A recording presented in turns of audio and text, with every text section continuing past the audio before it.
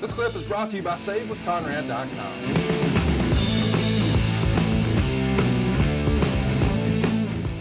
There's a lot to unpack here with this whole story. I do want to circle back to Dusty for a minute, though. You know, that you sort of laid it out that in other territories, you mentioned Memphis, for instance, guys just had a shelf life where you can only sort of be in the race car, in the hot seat, in the frying pan, whatever sort of analogy you want to draw to it. And then eventually you do need to just take a break and take a mental break from it and freshen up some ideas and bring a new approach to it and keep things new and fresh. And you often say on here, you know, what wrestling fans want is new. They want to see new matches. They want to see new moves. They want to see new storylines. They want to see new characters. They want to see new performers, whatever. They like new. Is that, do you think the primary driver? Do you think the pressures of being on top as well? I mean, Dusty, you know, trying to wear both hats, so to speak, of booking and performing, or do you think there's also just a chance that maybe Dusty was resting on his laurels a little bit and wasn't evolving? I mean, you've often said, I heard you say this long before I knew you, a salesperson in his comfort zone is getting out of business. They're going out of business. The idea is if you're in your comfort zone, you're not innovating, you're not trying new stuff, you're growing or you're dying. And that's right. It does feel like Dusty had so many hits in a row that maybe he was resting on his laurels. And by the way, why wouldn't he? We've seen Vince McMahon do it. We've seen every major, Eric Bischoff did it. Like we've got Goldberg, we've got the NWO. Why do we need to deviate? Well, when you quit innovating, you quit originating new ideas and just doing the same old, slowly but surely, you're going to do it to diminishing returns. And that feels a little bit like what they were doing here. And maybe it was loyalty to Dusty from Jim Crockett, where he didn't feel like he could go to Dusty and say, hey, we need to take a break and let you just be a performer for a bit. Or what do you think about that? Well, I think that, you make good points. I think the whole behind the scenes scenario there at Jim Crockett Promotions was that, you know, Dusty was aware, and late in the game, by the way, that they were in dire straits financially. You know, I remember Jimmy telling me that he found out from his accountant what their real status was, because the accountant didn't want to tell Jimmy that you guys are spending too much money. You know, they had 2 airplanes. They were living the fast life. You know, you go out and run the West Coast. Well, let's just go, instead of flying into your location and then getting in cars and driving the loop to San Diego and LA or what have you, you know, they were staying in Vegas and flying back and forth, commuting on a private jet. Well, you know, and obviously that's not real judicious, but it's a good lifestyle. You know, it's the talents liked it, but they didn't know that how you know, delicate this financial situation was. Dusty found out right after Jimmy Crockett found out. And so all of a sudden you got a certain lifestyle you're used to. You know, like a lot of wrestlers, you're living check to check, no matter how much money you make.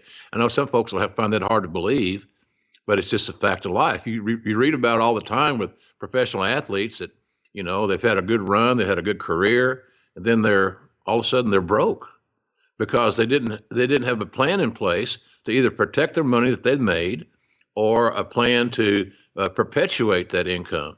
So I think that he had a lot of pressure on him there, and he took it personally.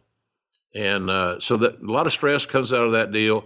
I know that the attitude around this time was much different than when I first went to work for Crockett. It was more, that's when the things were really rolling and things were doing well, and everybody had a different mindset. There's a happier place, more positive place. But then the creative hit the wall.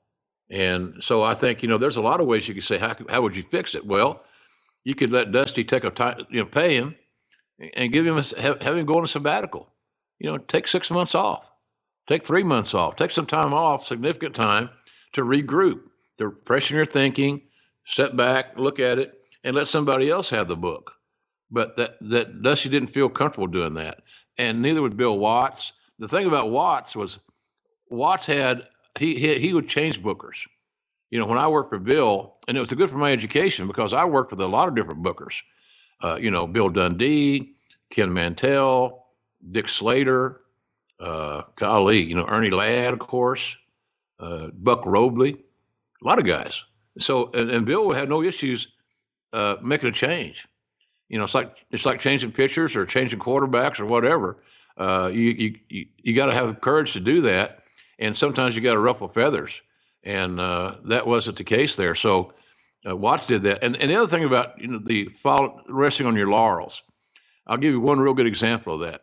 When Junkyard Dog, who was the hottest baby face that we ever had in Mid-South, he was one that for a time was one of the hottest baby faces in the world.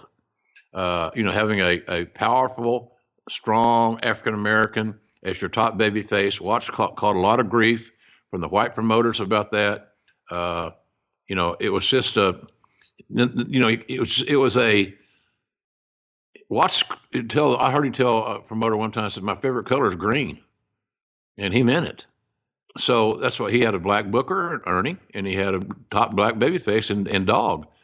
But when Dog walked out and went to WWF at the time, Bill was on this quest. No matter what all of his people close to him would say, he was on a quest to replace the Junkyard Dog with another African American babyface. And it's not that easy. And people could see that's what we were trying to do.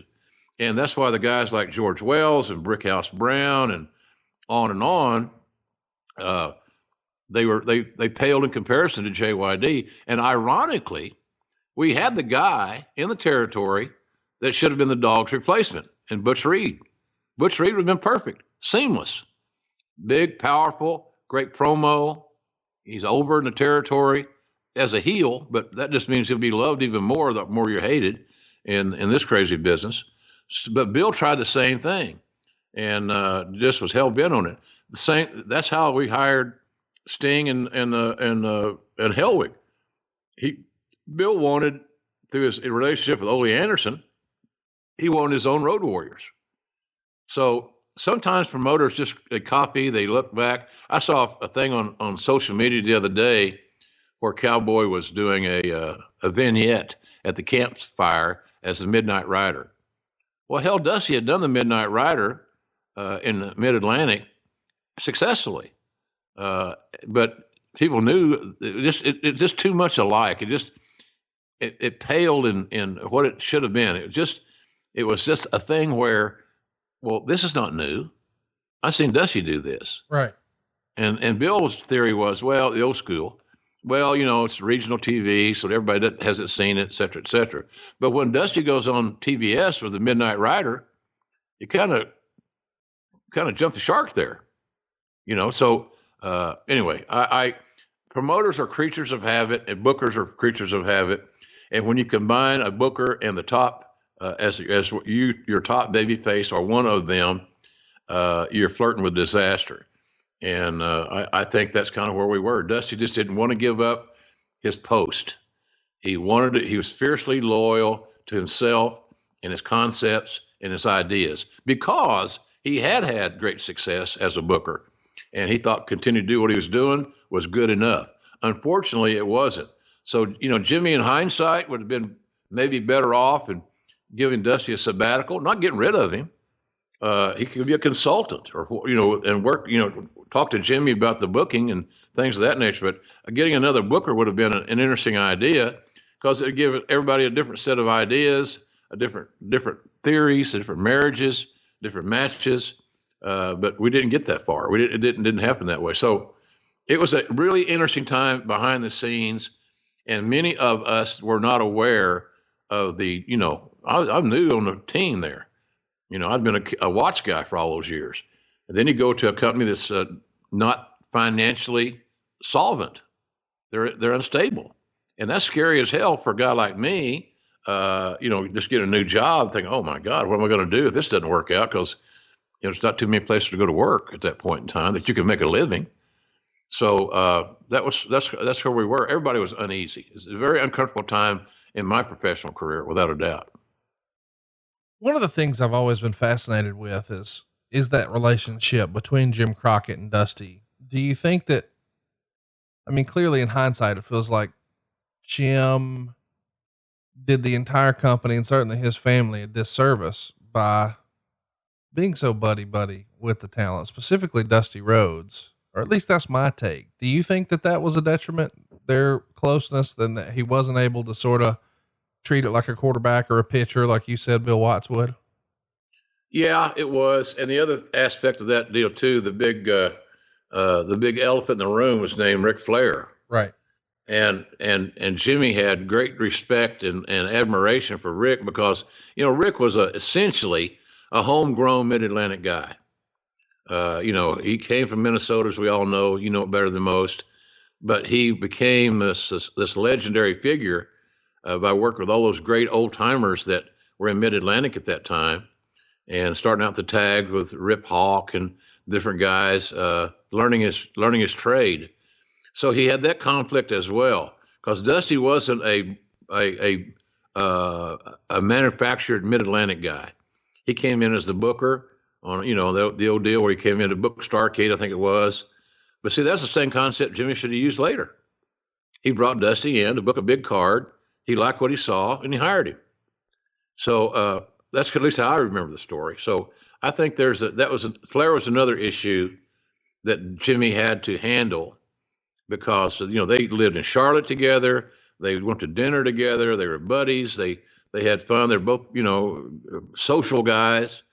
So I think that the Nate factor was also had to be handled well, and for some reason then, instead of it being a galvanizing thing where Rick and Dusty were allies, I think they were still allies, but loosely, and not as much as they could have been, because Dusty loved the Lakers, Dusty was a Celtics guy, right? And Nate loved the Lakers, and that thing kind of became a work shoot.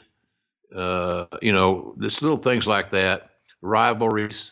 One guy buy a Mercedes, another guy buy a bigger Mercedes, and maybe neither one of them at the time could afford it, quite frankly. Or that I remember when they got on a fur coat thing. They both bought fur coats. One bought a fur coat, so the other guy had to buy a bigger fur coat. It was the wrong competition. Whereas if we had better leadership, quite frankly, and both guys were put in a room, and the owner says, "Here's what I have to have from you guys. Right. And you got to tell me that you can make this happen. And if you can't, I've got to do something else." But he didn't want to do that. He didn't want to ruffle the feathers there. And then, of course, then Dusty gets this great run where the company really starts doing well with these outdoor shows and all that stuff. And look, another thing about those outdoor shows, I don't think Jimmy would have ever had the David Allan Coes and these country stars. It wasn't like country music was a mass appeal, but Dusty liked country music, and Jimmy acquiesced. So it had expenses, staging, talent fees, all those things. And I know the talents used to talk about that, we'd get a bigger payoff if we didn't have to pay David Allan Coe. Right.